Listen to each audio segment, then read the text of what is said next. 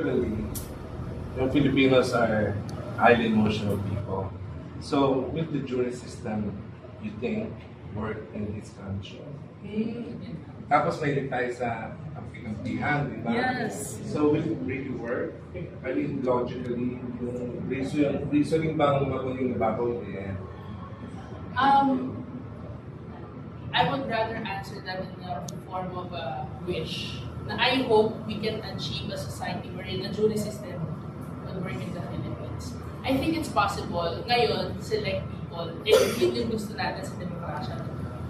What we want is to get to a point that the society can function where we don't allow our cognitive biases to override our logical biases when we need to be logical and to decide as a society. Pero kasi, ang hirap iwalay, lalo na ngayon, that politics is very partisan, even when we choose our leaders, is very emotionally driven. Na hindi natin napapansin, mas lalo tayo nawawala ng boto kasi hinahayaan na yung emosyon, yung mamuna sa pagboto. Na, sino nabigyan ako, or sino. So yun yung gusto natin ipakita dito. Sorry, hindi siya kapautats. I hope that's satisfying. No, but, we know this very much na tayo mabilis takutin. Di ba? Tapos tayo, well, that's necessarily me, mabilis ma-bribe. You know what I mean?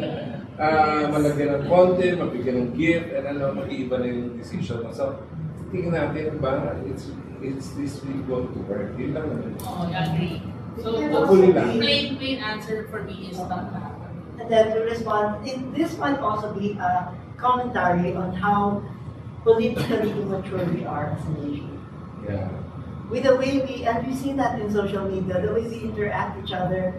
So parang ang layo pa natin dun sa sinasabi ni Direk Adri na kumabot tayo sa antas na yon. So yeah, although it's not for us to answer, it's maybe for the audience to answer. Are we ready for a jury system? Pero maganda sana na meron tayong ibang solusyon. Kasi parang mapakinggan ng yung mga marginalized, yung mga walang boses, yung mga nangyayaring krimen na talagang hindi nila kayang lawyer, sana mabigyan din sila ng pagkakataon. So, it might be an eye-opener. We might call it a different thing.